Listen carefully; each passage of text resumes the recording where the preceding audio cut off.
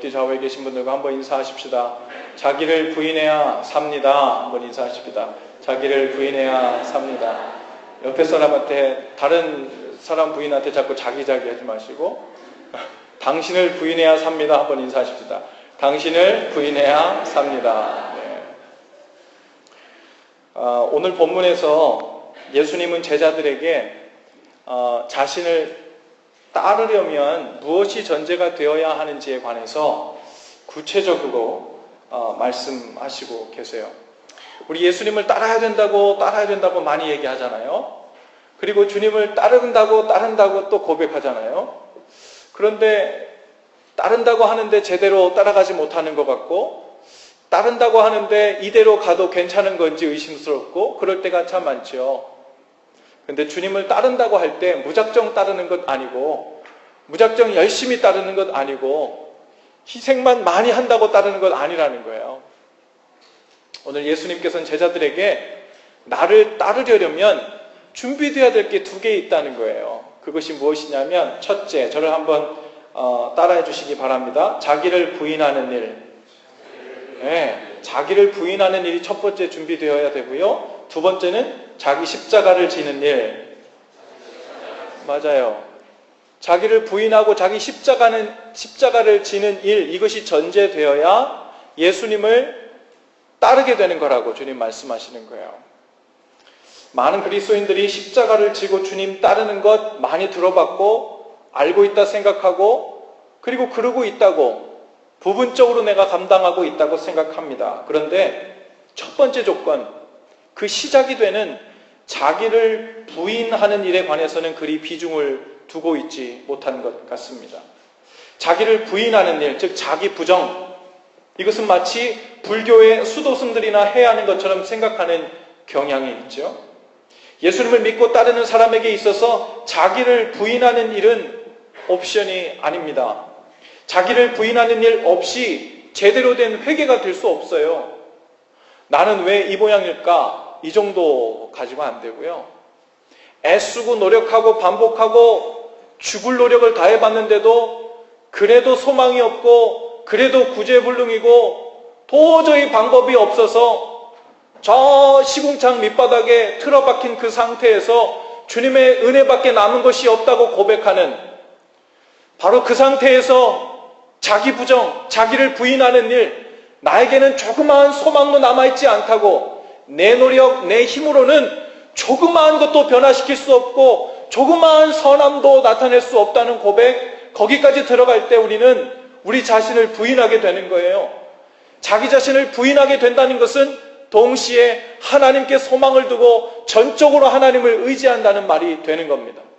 그러니 회개하고 그 죄로부터, 어둠으로부터 하나님께로 돌이키고 거듭나고 새로운 피조물이 된다는 말은 그냥 내가 실수하고 잘못했어요, 이번에 용서해 주세요, 더 다음엔 노력해서 잘해볼게요, 이 정도가 아니라 도저히 소망이 없는 상태, 주님 제 속을 가만히 들여다보니까 나오는 것마다 부정투성이고 죄덩어리고 선한 것이 아무것도 없군요. 그래서 나 자신을 철저하게 부정하고 있는 그 상태가 되어야 된다는 거예요. 회개한다고 하는 것은요, 그래서 자기 부정, 자기를 부인하는 일이 전제되지 않으면 진정한 회개는 일어나지 못합니다. 자기를 부인하는 일 없이 주님을 따르는 일 자체가 불가능해요. 자기를 부인하는 일이 없이는 십자가를 진다는 것도, 주님을 따른다는 것도 말장난에 불과합니다. 십자가를 지는 일, 주님을 따르는 일은 가장 먼저 자기를 부인하는 일로부터 시작되어야 함을 여러분 믿으시기 바랍니다. 오늘 본문 말씀의 배경은 이래요. 오늘 본문 말씀이 시작되기 그 이전에 사건 하나가 있었어요. 예수님께서 제자들에게 이렇게 묻습니다. 얘들아, 돌아다니면서 들어보니까 사람들이 날 보고 뭐라 그러든, 사람들이요, 예수님 보고 세례 요한이 죽었다가 살아났다고도 얘기하고 엘리야라고도 얘기하고 뭐 그렇게 얘기하네요. 그래? 그러면 너는 내가 누구라고 생각하니? 하고 물어봤더니 베드로가 그렇게 유명한 대답을 하잖아요. 주는 그리스도시요 살아계신 하나님의 아들이시니이다. 할렐루야. 이 대단한 고백을 알려주지도 않았는데 주가 그리스도이심을, 즉 메시아임을, 구원자이심을, 그리고 하나님의 살아계신 하나님의 아들이심을 고백했어요. 예수님께서 그 말씀을 들으시고 얼마나 흐뭇하고 얼마나 대견한지요. 야, 베드로야, 네가 복이 있구나. 그것을 내게 알게 하니는 혈육이 아니라 하늘에 계신 아버지께서 은혜를 주시고 복을 주셔서 네가 이것을 알게 되었구나. 참으로 내가 복이 있다. 그렇게 말씀하시고 거기서 끝나지 않고 그 고백이 얼마나 복이 있는지 네가 지금 방금 고백한 그 고백, 믿음의 고백 위에 장차 교회를 세우겠다. 그리고 그 교회는 음부의 권세가 해하지 못할 것이다 라고 얘기합니다. 교회가 무엇입니까? 이런 건물이 아니라 그랬어요. 이 건물은 뭐라 그랬어요? 그냥 예배당입니다. 교회는 예수 그리스도를 주로 고백하는 사람들의 모임, 즉 우리, 여기 예배하러 모인 이들의 모임이 교회예요. 이 교회 위에, 그 믿음의 고백 위에 이 교회를 세우겠다 그랬거든요. 그래서 교회인 우리는 교회가 되기 전에 그 믿음의 고백 위에 다 있었어요. 그죠? 언제요? 세례 받을 때. 지난주에 오늘 대표 기도하신 현진 자매도 세례 받았잖아요. 세례 받을 때 뭐 고백했어요? 주를 그리스도로 믿으십니까? 주를 내 삶의 주인으로 믿으십니까? 하나님의 아들로 믿습니까?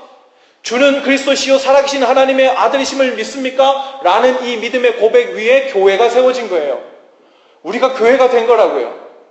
하나님의 그 놀라운 복이 이 베드로의 이 엄청난 믿음의 고백 위에 복으로 나타난 거라고요. 이 보통 일이 아니었어요. 이 대단한 일이 있은 후에 바로 그 직후에 오늘 본문 말씀이 이어지고 있는 거예요. 예수님께서는 이제 자신이 예루살렘에 올라가 고난을 받고 죽임을 당한 후에 3일 후에 부활하실 것을 제자들에게 말씀하십니다. 그랬더니 베드로가 이번에는 예수님을 붙들고 항변했다고 기록되어 있어요.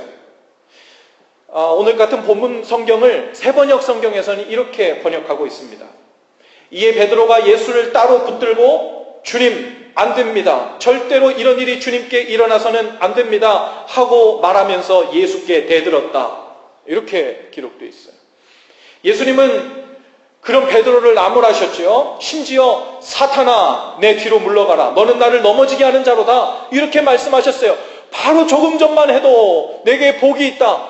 어떻게 이런 고백을 했냐? 믿음의 고백으로 엄청나게 하나님 앞에, 예수님 앞에 칭찬을 받았는데 바로 그 믿음의 고백이 얼마 지나지 않아서 사탄의 앞잡이 노릇을 하고 있는 베드로의 모습이 지금 눈앞에 나타나고 있는 거예요. 사탄의 모습이라 그래서요, 뿔이 나고 무서운 얼굴 하고 나타난 게 아니라 하나님의 일을 생각하지 아니하고 사람의 방식으로 사람의 일을 생각하는 것이 사탄의 앞잡이 노릇을 하는 거라고 지금 이야기하고 있는 거예요. 어떻게 생각해 보면 사랑하는 스승이 지금 죽는다는데 그것을 마음 아파하지 않으면 이상한 거죠. 안타까운 마음에 그럴 수도 있겠다 생각이 듭니다. 그런데 그것을 예수님께서 모를 리 없으시죠. 그걸 다 감수하고서라도 예수님께서 말씀하시는 것은 네가 방금 전에는 하나님을 생각하고 하나님의 관점으로 하나님을 위해서 그러한 도저히 믿을 수 없는 그런 고백을 멀쩡히 옆에 걸어다니는 사람에게 하나님의 아들이시오 메시아라고 고백하더니 지금은 어떻게 이렇게 인간적이 되고 어떻게 이렇게 사람의 일만 생각해서 하나님의 일, 하나님의 구원사역에 대해서 그것은 뒤로 접고 내가 느껴지는 대로 너의 생각대로만 지금 이 모든 일을 처리하려고 하느냐, 그 말씀을 하고 계신 겁니다. 여러분, 베드로의 그 반응은 하나님의 일과 사람의 일을 분별하지 못하고 베드로 자신의 생각에만 빠진 결과였습니다. 그래서 예수님은 베드로에게 이렇게 말씀하시는 거예요. 나를 따라오려면 믿음의 고백만 가지고는 안 된다. 자기를 부인하는 일, 그 일이 있어야 된다고 말씀하시는 거예요. 지금 누구든지 나를 따라오려면 자기를 부인하고 자기 십자가를 지고 나를 따를 것이니라, 이 말이요, 그냥 생뚱맞게 그냥 나온 이 말씀만 딱 떼서 보는 구절이 아니에요. 이 구절은 앞에서부터 지금 이어지는 스토리 속에서 나온 거예요. 그 대단한 믿음의 고백으로 예수님께 칭찬을 들었어도 그 믿음의 고백만으로 끝나지 않고 그것이 삶에서 자기를 부인하는, 즉 자기 생각, 자기 중심성을 부인하고 하나님의 생각을 계속해서 바꾸어지는 우리의 삶이 드러나지 않으면 하나님께 그렇게 쓰임받다가도 어느 날 갑자기 사단의 일을 하고 있는 일이 그런 모양이 된다고 오늘 예수님 말씀하시는 줄로 믿습니다. 여러분, 오늘 우리는 본문을 통해서 자기를 부인하는 것이 구체적으로 무엇을 말하는지 생각해 볼 수 있습니다. 저를 한번 따라해 보시겠어요? 자기 부인은 자기 중심성을 버리는 것입니다. 뭘 버리는 거라고요? 자기 중심성. 여러분, 자기 생각과 자기 중심성에 빠진 사람처럼 위험한 사람이 없습니다. 그런 사람은요, 아무도 못 말려요. 며칠 전 우리는 안타깝고 무서운 소식들을 들었지요. 지난 목요일 레바논에서는 폭탄 테러로 43명의 사람들이 죽었고, 금요일에는 프랑스 파리에서 동시다발 테러로 인해서 120여 명이 넘는 사람들이 죽었습니다. 마지막 때가 되면 난리와 난리 소문이 있겠고 전쟁과 기근이 속출한다는 성경의 말씀이 우리의 눈과 귀로 계속해서 목격되고 증거되고 있는 것입니다. 이러한 테러야말로 자기 생각과 자기 중심성에 극단적으로 함몰된 사람들이 빚어낸 결과라고 볼 수 있어요. 아무것도 안 들어오는 거예요. 내가 믿고 있는 신념, 내가 생각하는 것, 그것이 이웃을 넘어 온 세계에 관철되지 않으면 안 되는, 자기 중심성으로 완전 함몰되어 있는, 바로 거기서부터 시작된 것이 이러한 비극을 만들어내고 있는 것입니다. 여러분, 마귀가 에덴 동산에서 거기에 살고 있던 아담과 하와에게 찾아와서 죄를 짓게 합니다. 그런데 그 죄를 유발하게 한 것은 다른 것이 아니었어요. 아담과 하와가 자기 생각과 자기 중심성에 함몰되도록 유혹한 것입니다.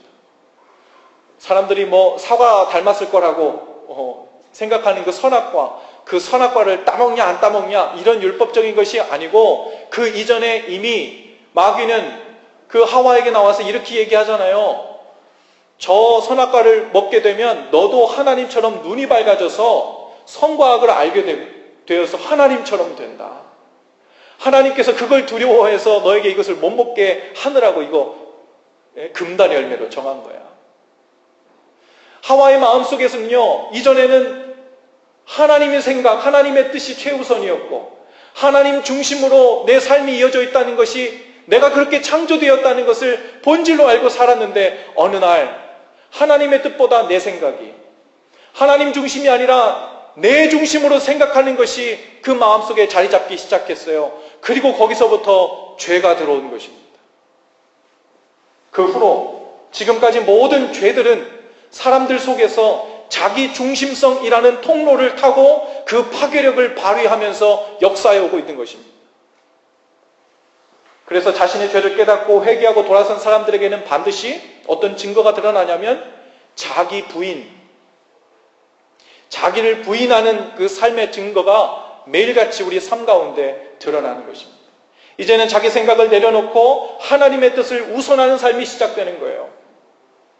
이제는 내 중심적 삶이 아니라 하나님 중심적인 삶이 시작되는 거, 그것이 거듭나는 거예요. 그것이 회개하는 거예요. 그것이 하나님의 자녀가 되는 거예요. 내가 다른 종교의 기관에 이름을 등록했다가 이제는 내가 교회에 이름을 올리고 교회 안 나가다 교회를 다니는 사람이 되었고, 예수라는 이름을 모르다가 예수라는 이름을 알게 된 사람이 되었다는 것이 거듭나고 하나님의 자녀 된 게 아니라, 그 마음 중심에서 그 마음이 어디를 가 있었든 상관없이 내 중심, 자기 중심적으로 살던 사람이 본래 창조된 그 모습을 되찾아서 하나님의 형상을 회복해서 하나님 중심, 하나님의 생각, 하나님의 뜻을 구하며 사는 상태로 되돌려진 상태, 그것이 거듭남이고 그것이 회개고 그것이 하나님의 자녀로 다시 회복된 사람들의 증거란 말입니다. 여러분, 우리도 베드로처럼 그럴듯한 신앙 고백을 다 하고 하나님의 자녀가 된 사람들입니다. 세례 받으려면요, 교회 와서 어느 정도 교회 다니면요, 제자훈련을 하든 세례를 받든 예수님이 우리의 그리스도이심을, 주가 하나님의 아들이고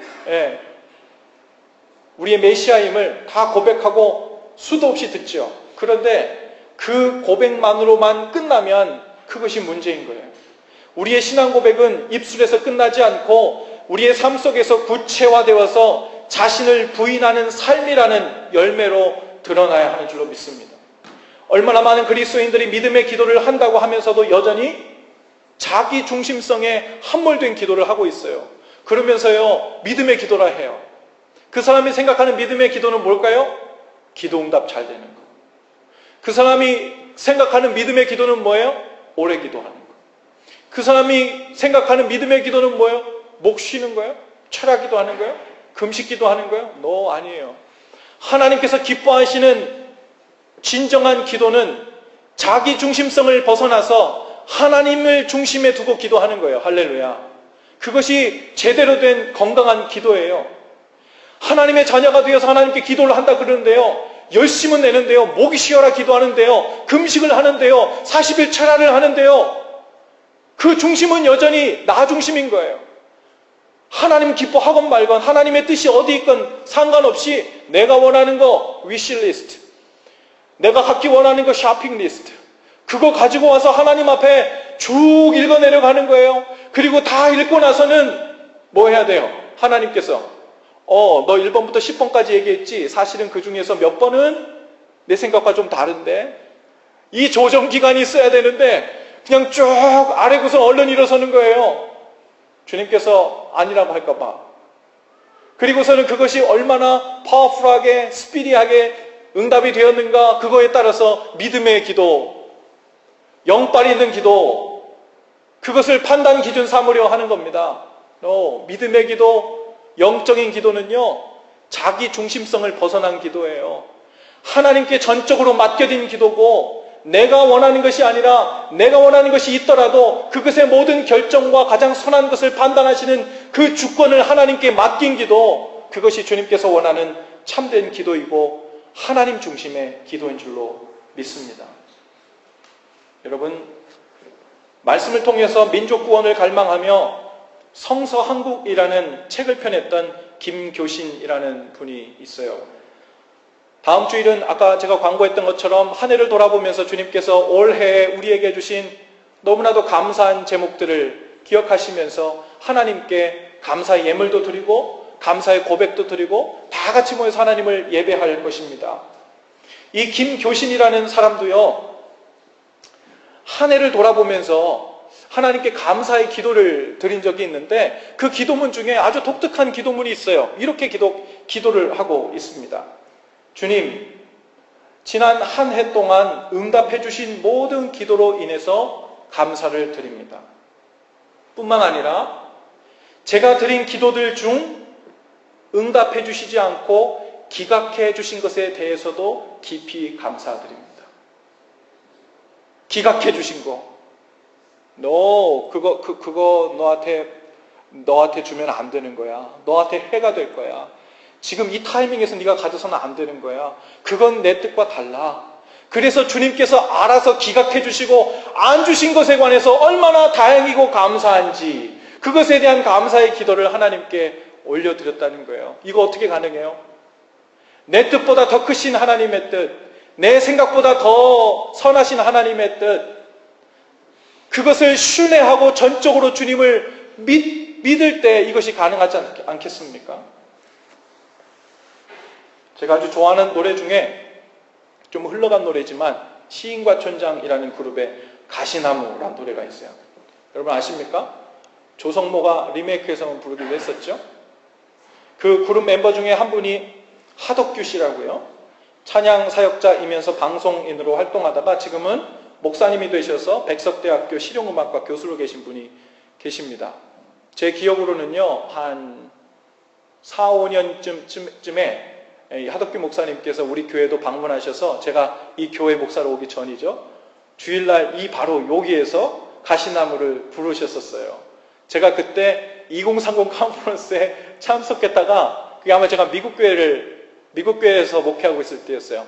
그래서 휴가를 내서 왔었는데 주일날 이제 미국 교회 가서 휴가 중이니까 주일 예배를 미국 교회 가서 안 드려도 되니까 제가 온 김에 여기 와서 예배를 드리고 갔던 기억이 있습니다. 그때 하덕규 그 목사님께서 여기서 가시나무라는 노래를 불렀죠. 그 가시나무라는 노래를 이 하덕규 목사님이 그걸 처음에 만들 때에도 하나님과 자신과의 그 관계 속에서 이 가사를 지었다고 합니다. 자기 안에 얼마나 솟아나오는 것보다 더럽고 죄투성이고 찔러대는 것뿐인지 주님께서 그 안에 거하실 수가 없고 사람들이 그 안에 들어올 수가 없고 그 아픈 모습을 그렇게 가시나무라는 가사로 지었다는 거. 제가 한번 앞에 몇 줄만 좀 읽어볼게요. 가사가 이렇습니다. 내 속엔 내가 너무도 많아 당신의 쉴 곳 없네. 내 속에 헛된 바램들로 당신의 편할 곳 없네. 내 속엔 내가 어쩔 수 없는 어둠, 당신의 쉴 자리를 뺏고 내 속엔 내가 이길 수 없는 슬픔, 무성한 가시나무 숲 같네. 우리는 베드로처럼 대단한 믿음의 고백을 한 후에도 우리의 몸과 마음은 끊임없이 헛된 바램들과 헛된 생각들에 함몰되고 그리고 계속해서 자기 중심적인 생각으로 이끌어져 갑니다. 모두가 경험하는 거예요. 그것이 죄예요. 성경에서는 그것을 원죄라고 불러요. 그것을 우리는 굳이 교리로 얘기하지 않아도 모든 사람들의 속에서 느껴지고 공명되는 누구나 이해할 수 있는 경험적으로 알게 되는 단어입니다. 그것을 끊임없이 주님 앞에 가지고 나가 해결받고 자기를 부인하고 하나님의 뜻에 이끌리는 삶으로 나아가지 않으면 그래서 안 됩니다. 지난 주간에 제가 5일 영성 훈련에 다녀왔어요. 위스콘신에 있는 마치 그 수도 생활을 하는 것 같은 리트리트 센터에서 월요일부터 금요일까지 아주 침묵 중에 말씀 강의를 듣고 리플렉션하고 침묵하고 예배하고 성만찬하고 이것을 하루 온종일 반복하면서 5일 동안 그것을 했거든요. 뜨겁게 뭘 하지 않았는데요. 아주 깊은 곳에서부터 흘러나오는 은혜가 넘쳤습니다. 그 성만찬 예배를 하고 침묵 중에 기도를 하는데도 막 터져나오는 울음을 감당할 수 없을 정도로 하나님께서 큰 은혜를 허락해 주셨어요. 여러 강의들 중에 사막교부들, 즉 광야에 들어가서 수행을 하던 그리스도인들에 대해서 배운 적이 있었는데요. 아무것도 없는 사막의 한복판에 세워진 수도원이나 굴에 들어가서 살았던 사람들은 끊임없이 자기 속에 일어나는 헛된 생각들, 음란, 탐욕, 분노, 슬픔, 나태함 이러한 것들을 어떻게 잠재우고 하나님만 사랑할 수 있을까 이것을 연구하고 훈련했습니다. 그 이야기들 중에 아주 흥미로운 이야기를 들은 것이 있어요. 사람들 괴롭게 하는 이 모든 생각들, 잡생각들이요. 끊어내고 다 퍼내도 계속해서 쓸려 들어오는 이 생각들, 그것들이 결국은 자기 중심성이라는 그 죄로부터 시작된다는 거예요. 자기 중심성이라는 단어는 사용하지 않았지만 그 돌아가는 이치를 보니까 결국은 자기 중심성 거기서부터 이 모든 일들이 시작되더라고요. 예를 들어서요. 누군가의 마음에 탐욕이 생기는 이유. 옆에 사람에게 좀 물어보세요. 당신은 탐욕이 있습니까? 한 번 더 물어볼 때 내가 탐욕이 있어 보입니까? 이렇게 한번 물어보세요. 철철 넘쳐 흘러요? 여러분, 누군가의 마음에 탐욕이 생기는 이유는요, 다른 데서 오는 것이 아니라 물질이, 돈을 보고 탐욕이 생기는 그것보다 더 근본적인 이유는 자기중심성인 거예요. 그것을 다른 말로 하면요, 이것 아니면 안 돼 라고 못 박아 놓은 거예요. 그러니까 이것은 반드시 내 것이 되어야 해 라는 생각이 못 박혀 있거나, 나는 반드시 무엇이 되어야 해 라고 못 박혀 있거나, 혹은 이 일은 반드시 이렇게 되어야 해 라고 양보하거나 타협할 수 없는 자기 생각, 자기 중심성의 마음 때문이라는 거예요. 그것이 어떤 사물을 소유하는 것에 대한 문제이든, 내가 어떤 존재로 인정받기를 원하는 것의 문제이든, 타협할 수 없는 어떤 명제가 내 안에서 굳건하게 자리 잡고 있으면 거기서부터 탐욕이 시작된다는 거예요. 그리고 그 탐욕이 이런 거죠. 예. 그 탐욕이 마음을 가득 채우고 있는 상태에서 그 탐욕의 욕구가 채워지지 않으면 그 다음에 그 탐욕은 곧 분노로 바뀌어 버린다고요. 너무도 갖고 싶은데 그것을 얻을 길은 없고 그렇다고 그것을 포기할 수도 없을 때 우리 속에는 그 탐욕이 어느 순간 분노로 바뀐다는 거예요. 그리고 그 주체할 수 없는 분노가 해결되지 못한 상태에서 또 계속해서 우리 마음을 채우고 있으면 나중에는 그 분노가 분노하다 지쳐서 그 형태를 바꾸게 되는데 그것이 바로 슬픔이랍니다. 그리고 그 슬픔이 마음을 가득 채운 채로 해결되지 못하고 오랫동안 방치되면 거기서 모든 것을 포기하고 될 대로 되라 하는 식의 삶의 태도가 찾아오는데 그것이 바로 나태함이라는 겁니다. 삶의 모든 의욕이 사라진다는 거예요. 거기서 허무와 무의미가 찾아오고 결국 어떤 사람들은 우울증과 자살로 이어지기도 한다는 거죠. 결국 무슨 말이에요, 여러분? 하나님의 생각이 아닌 자기 생각에 함몰되어 자기 중심적으로 살고 있는 한 우리 삶에서 탐욕, 분노, 슬픔, 나태함 반복적으로 일어나는 이 사이클에서 우리가 벗어날 길이 없다는 거예요. 이 사이클에서 벗어날 수 있는 것은 무엇이에요? 자기 부인.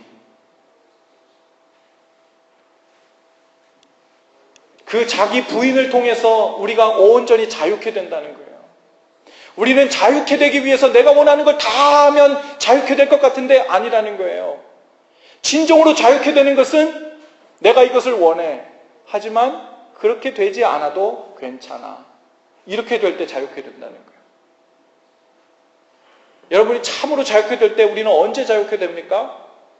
하나님께 맡길 때 자유케 돼요. 할렐루야. 하나님 이거 꼭 들어주셔야 돼요. 주님 이거 꼭 이루어져야 돼요. 꼭이라는 단정적이고 양보할 수 없고 타협할 수 없는 자기 생각으로 옥죄 있는 그 순간에 우리는 이미 우리를 부자유하게 메고 있는 거예요. 그런데 하나님 제가 바라는 건 이거예요. 하지만 내 생각보다 크시고 모든 것을 나보다도 더 선하게 결정하시는 하나님의 손에 맡깁니다. 주님께서 가장 좋은 것으로 제 삶 가운데 채워주시고 인도해 주실 것을 믿습니다. 하고 그 손에 맡겨드릴 때 우리는 자기 부인을 통해서 참된 자유에 이르게 되는 것입니다. 사람들이 대화를 할 때도 얼마든지 의견이 다를 수 있죠. 살면서 경험한 것이 다르고 살아온 환경이 다르고 처해 있는 입장이 다 다르니까 의견이 다른 것은 당연한 겁니다. 여러분들은 목사가 되본 적이 없죠? 여러분들 죽었다 깨어나도 제 입장을 다 아마 상상을 하려고 해도 100% 이해는 못할 거예요. 반대도 마찬가지입니다. 여러분이 앉아있는 자리에서 저를 이렇게 쳐다보는 것으로 제가 그 입장에 가서 가본 적이 없기 때문에 저는 죽었다 깨어나도 그 모습을 그 상상을 해도 다 이해할 수가 없어요. 엄마는 엄마의 포지션이 있고요. 아빠는 아빠의 포지션이 있고 애들은 애들 포지션이 있어요. 각자 한 사람은 그 한 포지션밖에 존재할 수가 없어요. 그러니 각자 다른 시각에서 무언가를 보고 있을 때 의견이 다를 수밖에 없어요. 그건 너무나도 당연해. 그런데 의견이 다른 건 괜찮은데 그것이 다툼으로 이어지거나 원수가 되는 일 발생하잖아요. 왜 발생합니까?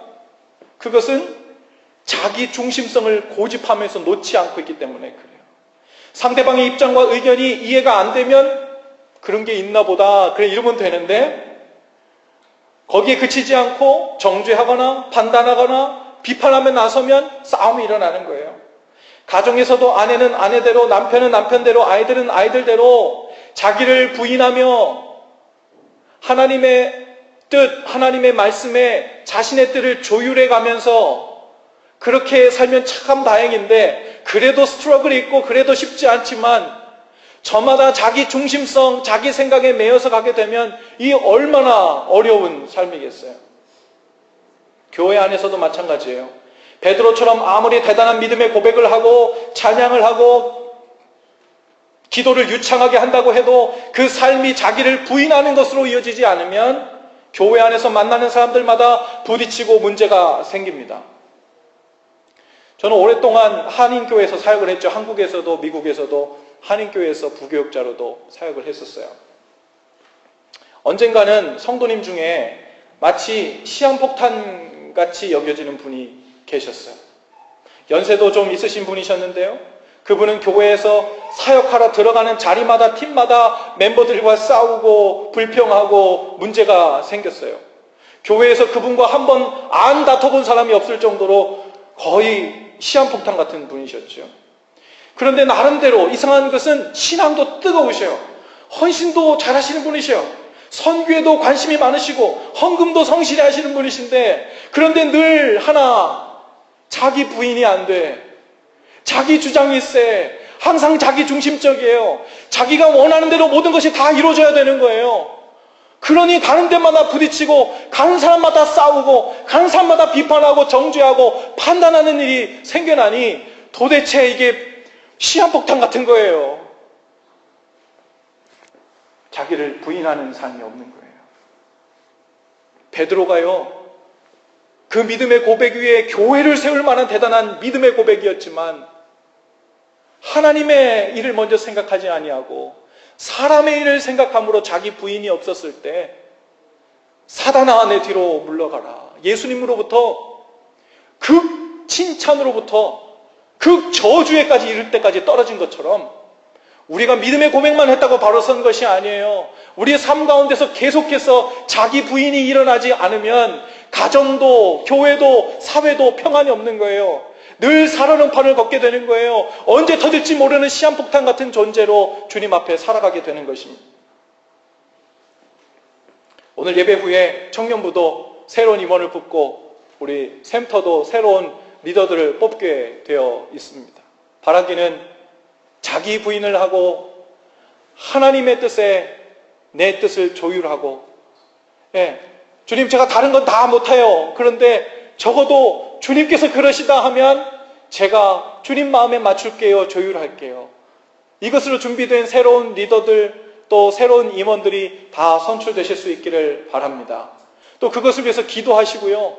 그것이 진행되는 모든 과정 가운데서도 하나님, 우리 모두가 자기 부인이 일어나는 그 과정 속에서 이 모든 일이 일어나게 하시옵소서 하는 그 일들이 나타날 수 있기를 바랍니다.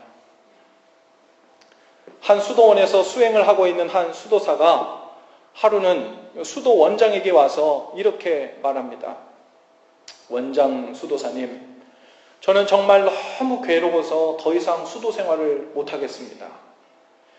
제가 가는 곳마다 제가 부엌을 가든 침실을 가든 화장실을 가든 가는 곳마다 이 마귀란 놈이 저를 쫓아다니면서 악한 생각, 죄된 생각을 넣어주는 통에 도저히 견딜 수가 없어서 더 이상 이 수도원 생활을 못하겠습니다 하고 수도 원장님에게 그렇게 말을 했대요. 그랬더니 원장 수도사가 이렇게 대답합니다.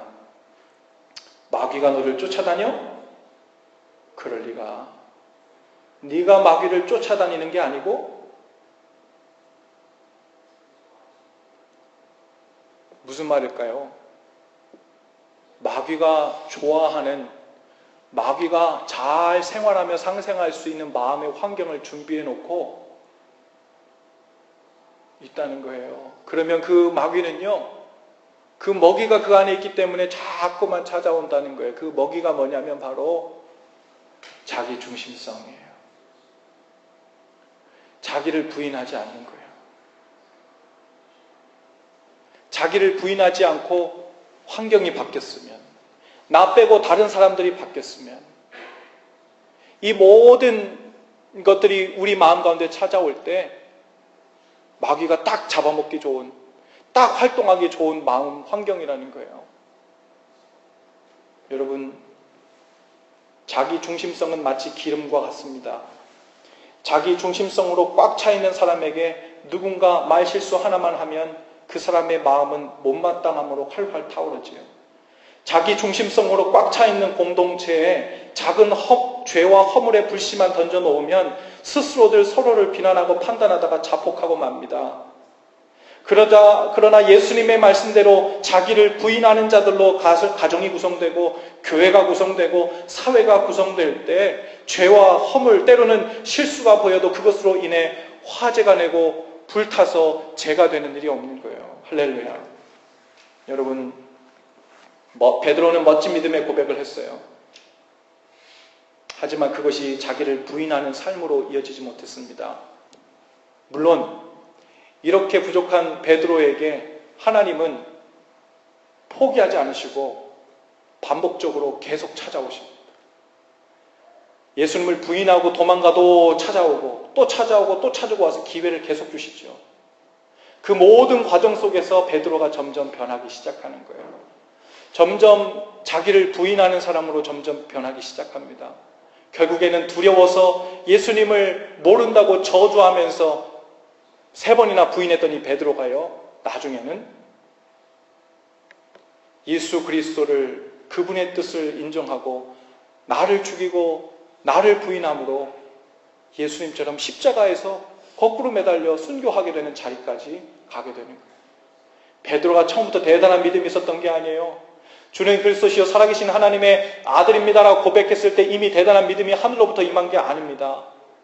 끊임없이 찾아오시는 주님의 은혜, 끊임없이 용서하시고 도전하시는 성령님의 음성을 듣고 반응하고 또 반응하고 그것을 반복해 나가면서 자기를 부인하고 그 속에 내 생각이 아니라 주님의 뜻이, 내 중심이 아니라 하나님 중심대로 살게 되는 삶이 비로소 점차적으로 가능하게 된 줄로 믿습니다. 여러분, 믿음의 고백만으로는 안 됩니다. 끊임없이 겸손히 내 생각을 내려놓고 하나님 중심적인 삶으로 나아가야 돼요. 그렇지 않으면 가정을 위한다고 하는 일이 오히려 가정을 망치는 일이 될 수 있어요. 교회를 위하고 하나님 나라를 위하고 하나님 영광을 위한다고 하는 일이 오히려 걸림돌이 되어 하나님의 일을 방해하는 것으로 나타날 수 있습니다. 자기 부인은 날마다 맡겨진 십자가를 지듯 매일같이 하는 일입니다. 자기를 부인하는 일이 소홀히 될 때 우리 마음과 입에는 어느새 불평이 와 있고 원망이 와 있고 분노가 와 있고 슬픔이 와 있고 나태함이 자리 잡게 되는 것입니다. 우리가 매일같이 지고 가야 할 그 십자가 중에 첫 번째 가장 중요한 것은 바로 자기 부인입니다. 우리 믿음의 고백이 매일같이 자기를 부인하는 삶으로 이어져서 열매 맺는 인생들 다 되실 수 있기를 바랍니다. 우리 옆뒤자분 인사하시면서 그렇게 인사하십시다. 자기를 부인하는 것만이 살 길입니다. 한 번 더, 당신을 부인하는 길만이 살 길입니다. 모두 자리에서 일어나십시다. 우리 헌신 기도를 다 같이 함께 하시겠습니다. 스크린에도 있고요. 여러분 주보 안에 있는 설교 노트 아랫부분에도 있습니다. 오늘 주신 말씀을 기억하면서 주님, 제 삶을 이렇게 헌신하며 주님께 고백합니다.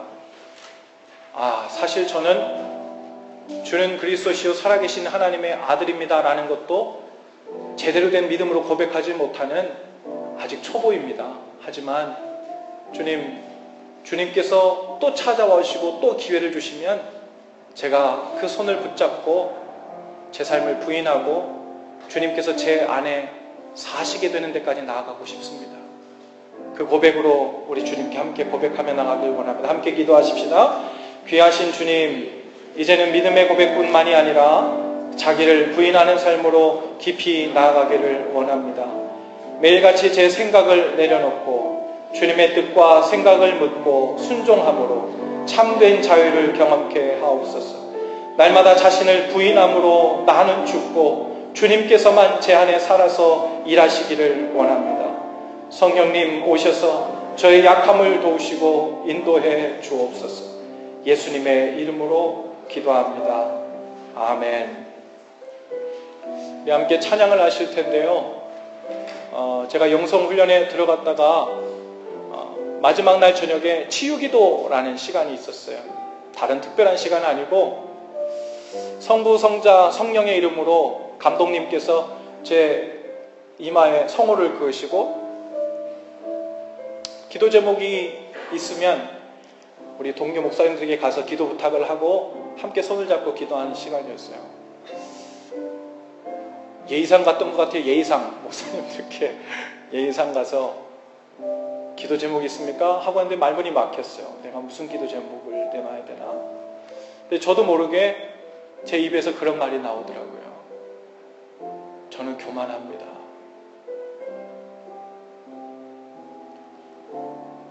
우리 교회에서 제일 먼저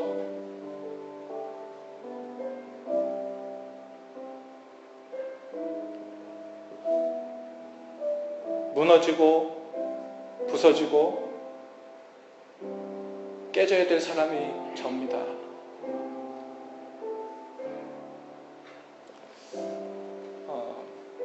예전에 한 번은요 그렇게 생각됐던 적이 있어요. 아, 나는 할 만큼 100%가 아니라 나는 105% 하고 있는 사람이야. 남편으로도 아빠로도 목사로도. 그런데 어느 날 하나님께서 저에게 이런 음성을 주세요. 너만 변하면 돼. 너만.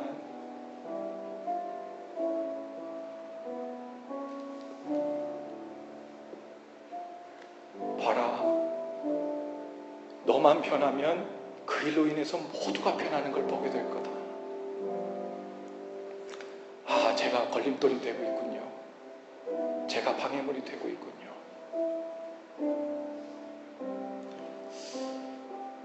오늘 여러분 중에도 혹 성령께서 여러분 자신에게 도전하시는 분이 있다면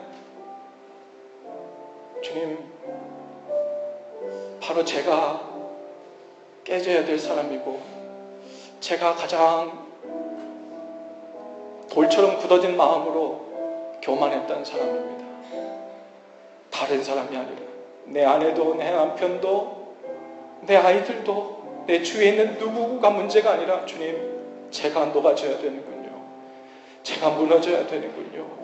제가 깨져야 되는군요.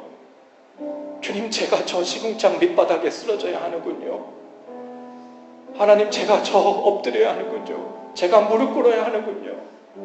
바로 거기서부터 주님께서 일하신다고 저를 그렇게 기다리고 계시는군요. 오늘 그 고백이 우리의 고백이 될 수 있기를 바랍니다. 오늘 이 시간 여러분을 초청합니다. 오늘 주님께서 마음 주심을 따라서 함께 기도하기를 원해요. 우리 함께 기도한 다음에 함께 찬양하기를 원하는데요. 오늘 주님께서 여러분 마음에 주시는 생각을 따라 회개할 분은 회개하시고, 주님, 무너질라 해도 어떻게 무너져야 될지 모르겠고 깨지려 해도 어떻게 깨져야 될지 모르겠습니다. 성령님 오셔서 제 마음을 사로잡아 주시고 무너뜨려 주시고 눈에 보이지도 않게 가루로 만들어 주옵소서. 나는 없어지고 내 안에 계신 주님만 살게 하여 주시옵소서. 날마다 자기를 부인하고 십자가를 지고 나를 따르라 하셨는데, 하나님, 내가 나 자신을 부인하는 일에 너무나도 인색했습니다. 하나님, 내가 그 길을 먼저 따라가기로, 나 자신을 부인하며 나가기로 결단한다고 먼저 주님 앞에서 우리 자신을 회개하며 돌아보며 기도하며 나가자. 함께 나갑시다. 함께 기도하며 나가십시다. 하나님, 감사합니다.